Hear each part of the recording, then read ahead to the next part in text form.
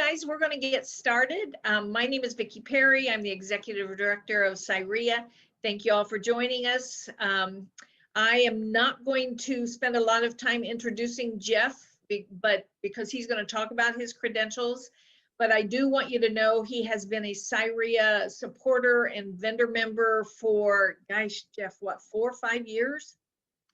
Something like that. And then there was a time before. So yes, off and on for probably 8 or 10 years. Yeah. So he loves to work with investors, and he is one of the people that I send business to on a regular basis. And with that, I'm going to get off the call and I'm going to let you take over, Jeff. Okay, sure. Thank you for being here. Absolutely. So I'm just going to give a brief introduction before I bring up the PowerPoint presentation. My agency has been around since June of 2008. So we're approaching 13 years now. We've got myself, 2 other full-time salespeople that primarily take care of property and casualty and a fair amount of life insurance. We have another team member that takes care of nothing but servicing, taking care of all the stuff that goes on a day-to-day basis and making sure that clients' changes are attended to and just lots of stuff that goes on. We also have a part-time person that does nothing but keep up with all of our billing and other day-to-day operations that go on in the agency. So myself, people know State Farm for auto and home largely. Myself, I am also licensed in those things in investments, but have my Chartered Financial Consultant certification and Retirement Income Certified Professional certification. So I've spent a lot of time studying about retirement and Social Security and taxes and estates and all the financial matters that go on behind the scenes that relate or interrelate with insurance. So say all that because you've got quite a depth in our office. The people that are there have years of experience and we don't have much turnover. We're very fortunate to have a really solid team that has been in place now for, as it stands, of 4+ years or so. We haven't had any turnover in quite some time. I'm really pleased with the people we have, whether it be Jeremy, Victor, or Tim, or Kelly. Really excited about all those folks as well. So what I'm going to do now is just start the presentation. Let me get there real quick.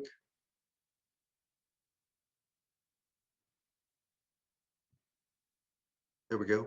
You should be able to see a screen that just says why tax-exempt money is so important to your financial future. We're going to point out a few things as to why this is important and talk about how to possibly, or what may work, what may not work, and really try to educate you and see what your options are, because it's your money. These are things that you need to be aligning yourself with, not me just making a pitch or a presentation that says you should do this. So why is it so important? And let's just start with the first question.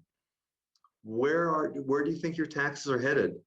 Up, down, or the same? Let's just give a bit of history as to where taxes have been. So what I did is I tried to summarize over the last about 100 years of where we've been with taxes. The IRS, Internal Revenue Service, was created back in 1916, and we were at a 15% tax bracket at the highest income earners. During the World War I, 1718, you can see that taxes increased significantly to pay for that war. They came down in that time period. It's not showing, is it? I just got a message. Can anybody else see this? I want to make sure I'm not just talking to the air. No, Jeff, your PowerPoint's not up. It's not shared. Okay, thank you. Let me see what I can't. I don't know what's. Give me a second. Share the screen. We'll share screen 2.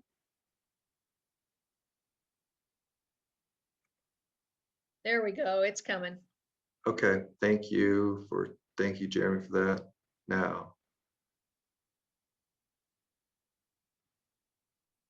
Now you should be able to see there it. You go. Okay, thank you.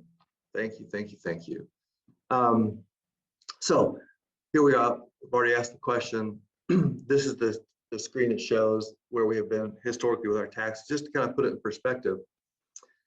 Again, 1916, the Internal Revenue Service was formed, 15% tax bracket. 1718, during World War I, taxes shot up at the highest income earners.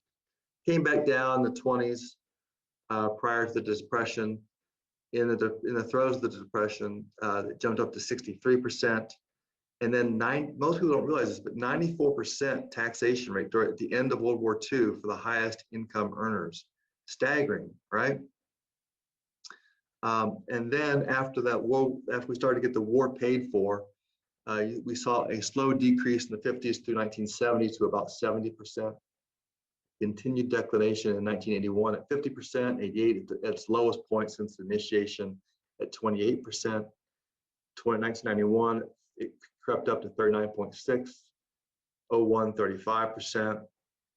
And again, as I'm showing you, these are for the highest income bracket. So not everybody's paying these taxes, just the highest earners. But obviously everyone's bracket follows based upon where they fall. In 2013 and 17, with the tax bracket plus the Affordable Care Act, it became to 43.4. And now with our current tax situation, we're down to 40.8%. In addition to that, with the reform in 17, tax reform in 17, the estate tax limits were increased from about 5.25 to the current level, 11.58, and that's single. If you're married, it's about $23 million. However, those are set to sunset in 2026 and go back to at least what they were. Who knows what they will become. So that just gives you a little bit of a history of where we have been with our taxes to put it in perspective, because we tend to forget about those 94 and 70% tax rates. Let's take a look. I want to show you some things. If you've not ever been through our US Debit Clock, you can go to usdebitclock.org. You can do it on your phone, your computer, you can pay a couple bucks and download the app. It's really worthwhile. I want to pull just a little bit off of here and show you a few things. Here we go. There's a tremendous amount of information on this. It's really valuable. A couple of things I want to focus on. But first of all, whenever you hover over a link, it shows you the sources of where this money, these values came from. Our national debt currently stands at almost $28 trillion. Our deficit spending is at 6.6 trillion. And I want you to make note of these numbers, because we're going to flip over to another screen and show you what it's going to look like in 4 years moving forward. Of the spending that we're spending on an annual basis, we're only collecting $3.4 trillion, so not a little short there. Coming down here to money creation, down here at the bottom, we've got, you can see there's where we were today versus where we were in 2000. But here's the important thing, the M2 money supply. If you're not familiar with M2, M2 is all the money available in checking, savings, and money markets. Whatever readily liquid amounts are there. So you can see the difference. It's almost not quite 5 times the amount from 2000 to 2021, but a significant uptick, which is a great indicator of what a dollar is worth. A couple other things I want to show you here before we jump over. U.S. population is 330 million. We've got 125 million people paying taxes. Now let's take a quick look at what 2025 will look like. You can see our national debts projected to skyrocket to 49 trillion, which is not quite double. The spending is going to, on a budget basis, going to continue. Our tax revenue collection is not expected to uptake that much. You can see the M2, the money supply, is going to go up by 250% from where it is today at 19.6 trillion to 49.3 trillion. Population is going to grow a little bit. Tax earners is going to grow up a little bit. We're still at, in 2021, we're 30%, 37% of our population pays taxes. In 25, it's projected to be 39% of our population pays taxes. So not a whole lot of people paying taxes.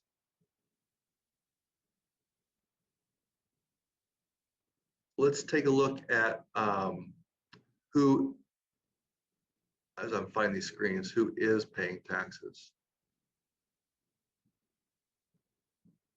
Just trying to pull this next one up. Bear with my, okay.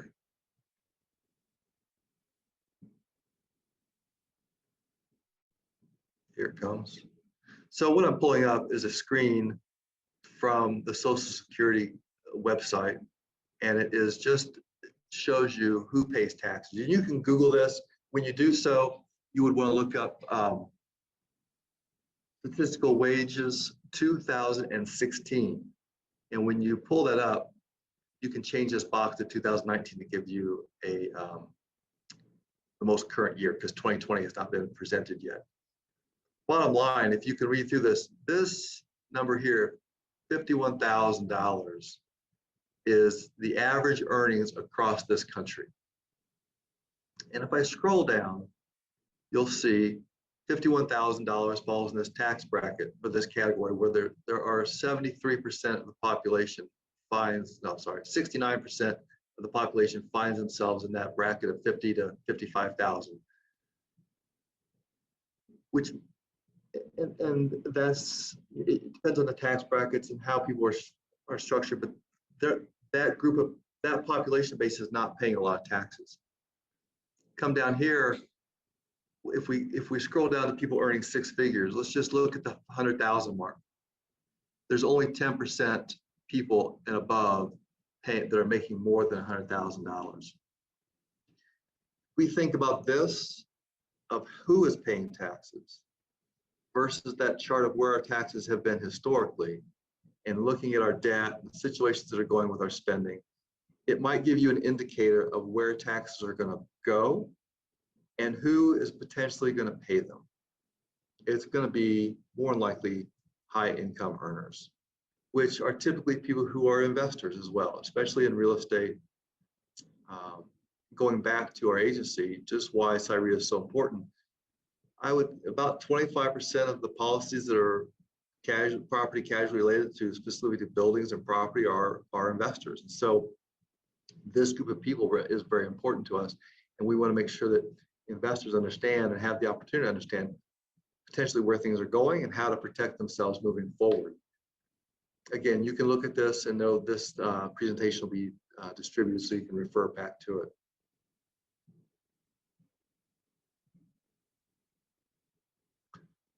Let's assume taxes are going up. Let me give you two choices. If you could choose option one or option two, would you rather pay a little bit of tax now on a small amount of money, pay tax on now on a small amount of money, or pay a larger amount later on that money?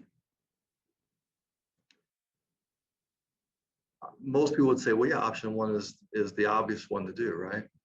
But the thing is, most people have been executing option two without being consciously aware of it. And why would I say that?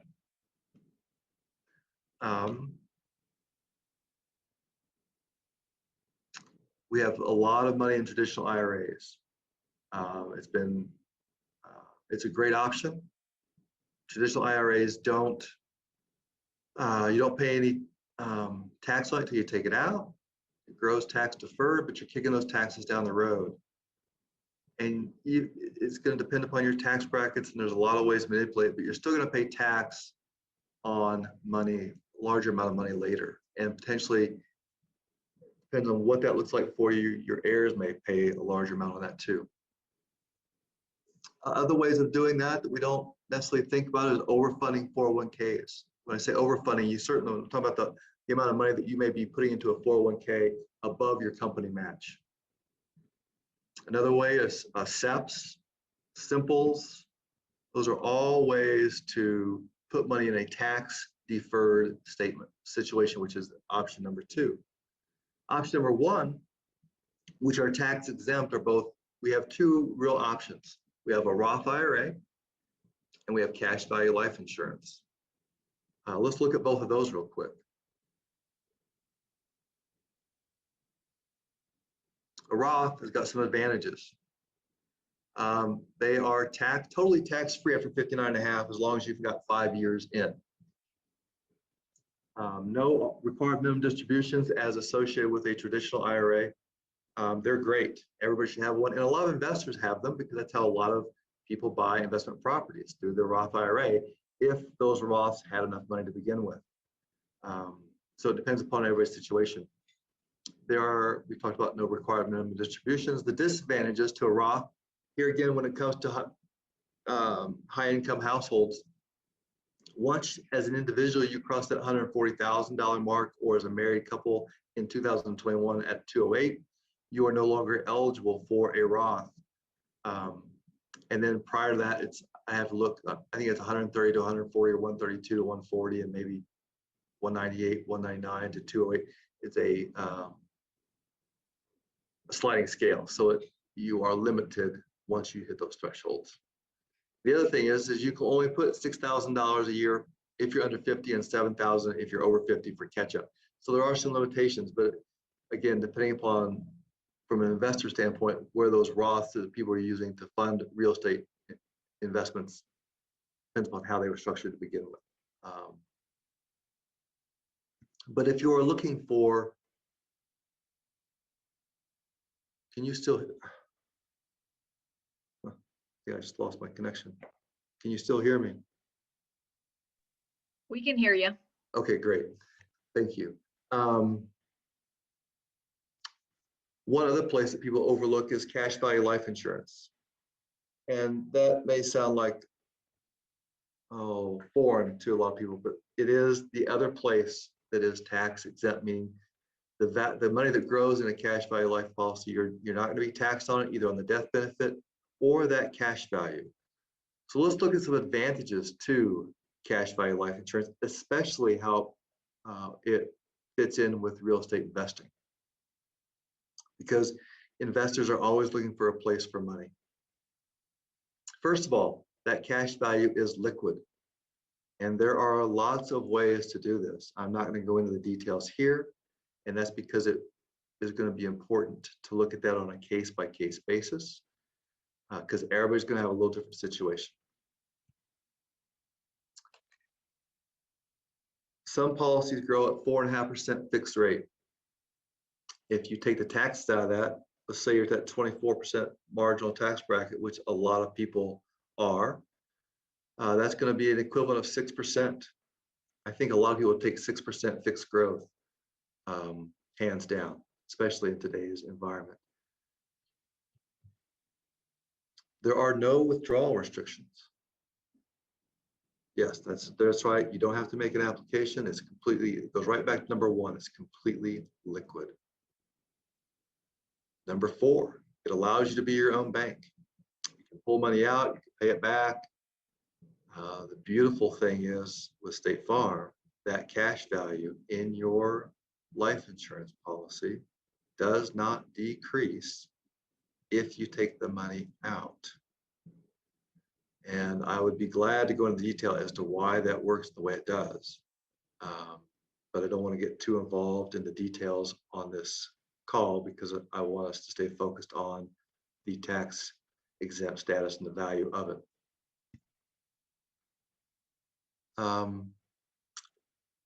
And then it is life insurance. So it is an effective way, or an effective method to settle estate taxes tax-free. So for real estate investors, depending upon your exit strategy, if you pass or you plan to pass this on to your heirs, this can be very important, especially in the Biden. Now Joe Biden has not executed this yet, but in his platform, he was planning to do away with the step-up tax valuation for property. You may know that, I assume you know that if you pass, your heirs will receive your real estate in a step-up basis, meaning the day that you pass, whatever that property value was at that day is the day that it's valued. So they don't have to pay, if they sell it, they wouldn't have to pay taxes based upon what you bought it for. Biden is talking about taking those away because he's looking, honestly, and it's not, I don't mean to single out Joe Biden, right? It wouldn't matter who, in my opinion, who is in the White House, they're going to have to do something to generate taxes. And so just happens that we have elected Joe Biden, and he's there for at least the next 4 years. So this is a way to potentially help alleviate that if that situation does change. It's a generational wealth transfer mechanism. It is a way to effectively transfer that wealth tax-free, depending upon what that looks like for you with your investment strategy and your exit strategy. It can be, I put long-term care money up here because the majority of the people in this country at some time going to need some long-term care money. This is a place to get that. It just is the advantages to having this cash available to you. We could go on and on and on for what you want to use it for, but it is available. It can be available for retirement supplement income, lots of ways. What is the disadvantage to owning, or not to owning, but to having life insurance? Really, the only difference is you've got disadvantages you have to qualify for it. It is based upon your health. And so there's lots of ways to play this game, lots of strategies to put it in place. We try to design, if this were to work, and if you were to align and see or think that we're going to have a tax situation change or problem moving forward in this country, and these things that we've talked about align, the sooner you put something in place, the better off you would be, in my opinion. Again, I'm not trying to make this a one size fits all, because we try to design systems that are flexible and robust and that are adaptable with time, because people are going to change. At this point in time, I'm going to kind of open up to questions. I know there's only a handful of us on here, but does anybody have any questions that I could answer for you, or you'd like to discuss it while we're here?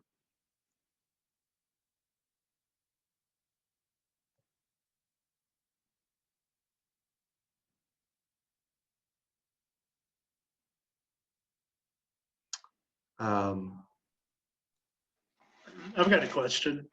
Yeah, David. How much are you on the IRAs and all those, and there's maximums that you can put in. Is there a maximum that you can put into cash value? No. Well, yes and no. It depends upon the policy type that we would select and how we would structure that going in. And so having that conversation with each person is going to be a little different, and we would make sure that we would want to know what your goal was, and that would be part of our questionnaire and determining what's right for you at this point in time. There are ways to, like, for example, a universal life policy doesn't quite give you the yield that I mentioned, that 4.5%. However, it gives you a tremendous amount of flexibility, and we can change them and we can alter them there is what's called a MEC, or a modified endowment contract, which means what happened was, for those of you that don't know, back in the 80s, late 70s, early 80s, people were using these universal life contracts, and they were just pumping tons of money into it. The guy said, hey, wait, we can't do this. And so they restructured the laws of it. Imagine that, right? They write the rules. So here we all go. They restructured the rules, and anything above a certain threshold based upon the death benefit and the cash value goes into what's called a modified endowment contract, and then it becomes taxable. And so we don't even let that occur, because if people do try to overfund it, we kick that money back. But all that being said, a universal life can be modified to maximize that. And if we know that going in, then we can create a policy that would allow that goal to be achieved, David. Okay. And the other question, this may be getting a little too cute on avoiding taxes, but if my company were to purchase it or pay the premiums, is that something that's legal, or It if I depends. do it, then I would be able to, I'd be able to deduct that also. I didn't know if I know there's other policies that can do like key man and stuff like that. I didn't know if this would be a vehicle for that too. your company can pay for it, but you're going to end up paying for it as a pass-through because you cannot take life insurance premiums as a deductible item on your corporate taxes. Okay, that's what my question was. Yeah, and the reason is that would have been awesome. Yeah, it would be awesome, but they don't let you do that. Good question, though. I think that's all I have right now. All right, thanks, David. I had a question. Yeah, Joe. In regards to the Roth, I wasn't aware that there was an income limit. Is that a limit that you mentioned for filing jointly, which I think you said was 210 or thereabouts? Is that in the year that the contribution is made, or when it's opened up? You can't be above that. That is the year. It doesn't matter. So, like, if you open an IRA in 2021 for 2021, the max you could put in is $6,000 if you're under that, was 140 single or 208 married, and then remember before that, about $10,000 before that on each end is a sliding scale. So now, like, let's say that you wanted to open up a brand new Roth right now prior to April 15th. You could fund 2020 with $6,000, and you could fund 2021 with $6,000. Right. As long as you do that before April 15th. And if you're over 59 and a half, you can contribute 7, correct? Over 50, you can contribute 7. Oh, over 50, okay. Yep. If 59 and a half is the year that you get tax penalties. Okay. Yeah. Good questions. So there are limits on that. If you have the ability to do both, if you have that it just gives you the options. And then there's ways, to pull money out of traditional IRAs, depending upon tax status, and there's some things to consider. You can also use cash value life insurance as a backdoor Roth too. Okay. So. Thank you. Yeah.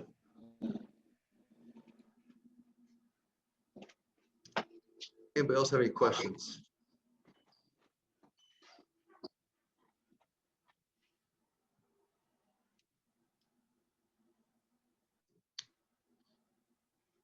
Cindy, I'm going to turn it back over to you. It sounds like there's something in the chat. There's a question there. Oh, that was earlier. Okay.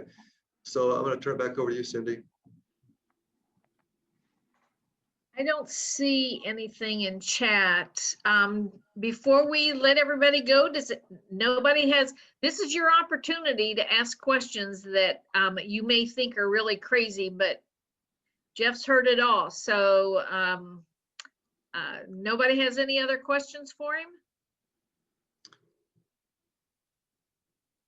If not, to conclude, we're here to design really flexible systems to learn about what you're trying to do and your goals. This is not a one-size-fits-all by any means. But if you would refer back that U.S. debt clock, if you would refer to the wage statistics, if you would go to Truth in Accounting, look at how cities and states are structured with their taxes, it is my personal conclusion that we're going to probably see taxes, I would think double would be a fair estimate.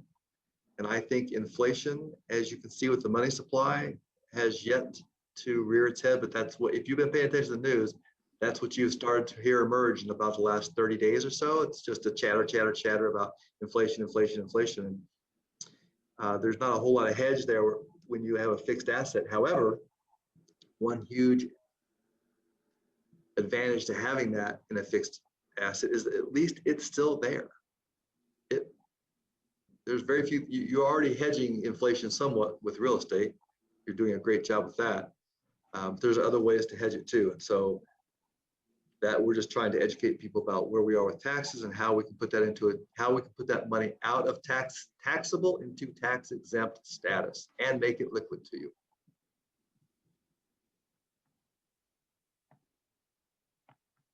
You think they would change the, I know you put down the 4.5%. I mean, as inflation and everything goes up, you think they would change that? I know it's not going to probably keep with what inflation's going to do, but that's probably more an actuary question than for you. Yeah, that is, our whole life policies have not changed all through this. Our universal have, and that's because they're structured completely differently. Yeah. I understand. But there is a law that's not yet passed through that they're looking to change the tax law on life insurance, and that they are looking to increase the amount of money you can put into life insurance because so many companies are underwater with their life insurance. Yeah. And so that we are expecting that to change sometime, I don't know, hopefully in the next 6 months. It depends on legislature, but that is a pending legislation that's out there. So they're giving insurance companies a little bit more wiggle room because of our current economic system, which is great. If people will take advantage of it, right? You got to take advantage of it. You got to act.